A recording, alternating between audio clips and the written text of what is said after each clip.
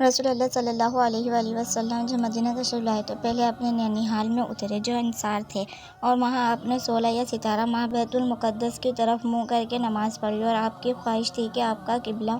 بیت اللہ کی طرف ہو۔ جب بیت اللہ کی طرف نماز پڑھنے کا حکم ہو گیا تو سب سے پہلی نماز جو آپ نے بیت اللہ کی طرف پڑھی عصر کی نماز تھی۔ وہاں آپ صلی اللہ علیہ وآلہ وسلم کے ساتھ لوگوں نے بھی نماز پڑھی، اور پھر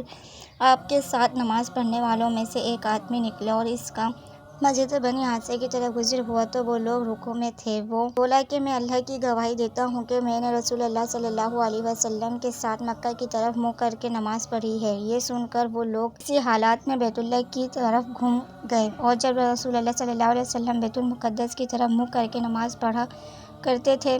یہود اور عیسائی خوش ہوتے تھے، مگر جب آپ صلی اللہ علیہ وسلم نے بیت اللہ کی طرف منہ پھیر لیا تو انہیں یہ امر ناگوار ہوا۔ زہیر ایک راوی کہتے ہیں کہ ہم سے ابو اسحاق نے برا سے یہ حدیث بھی نقل کی ہے کہ قبلے کی تبدیلی سے پہلے کچھ مسلمان بھی انتقال کر چکے تھے، تو ہمیں یہ معلوم نہ ہو سکا کہ ان کی نمازوں کے بارے میں کیا کہیں۔ تب اللہ نے یہ آیت نازل کی۔ انہوں نے رسول اللہ صلی اللہ علیہ وسلم کو یہ ارشاد فرماتے ہوئے سنا کہ جب ایک بندہ مسلمان ہو جائے اور اس کا اسلام عمدہ ہو، یقین و خلوص کے ساتھ ہو، تو اللہ اس کے گناہ کو جو اس نے اسلام لانے سے پہلے کیا معاف فرما دیتا ہے، اور اب اس کے بعد کے لیے بدلہ شروع ہو جاتا ہے، یعنی ایک نیکی کے وہ سے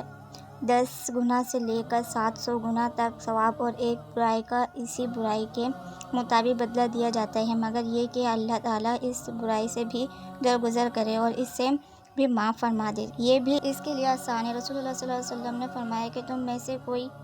شخص جو اپنے اسلام کو عمدہ بنا لے، یعنی نفاق اور ریا سے پاک کر لے، تو ہر نیک کام جو وہ کرتا ہے اس کے ہوش 10 سے لے کر 700 گنا تک نیکی لکھ دی جاتی ہیں، اور ہر برا کام جو کرتا ہے تو وہ اتنا ہی لکھا جاتا ہے جتنا کہ اس نے کیا ہے۔ رسول اللہ صلی اللہ علیہ وسلم ایک دن ان کے پاس آئے۔ اس وقت ایک عورت میرے پاس بیٹھی تھی۔ آپ نے دریافت کیا یہ کون ہے؟ میں نے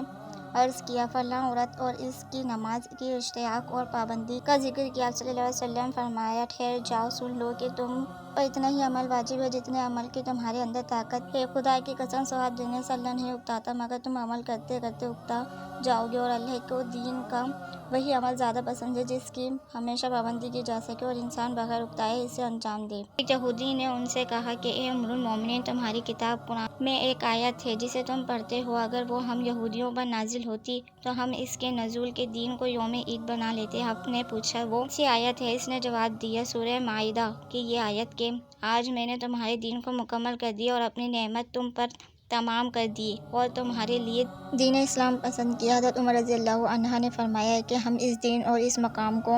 خوب جانتے ہیں۔ جب یہ آیت رسول اللہ صلی اللہ علیہ وسلم پر نازل ہوئی، اس وقت آپ صلی اللہ علیہ وسلم عرفات میں جمعے کے دن کھڑے ہوئے تھے۔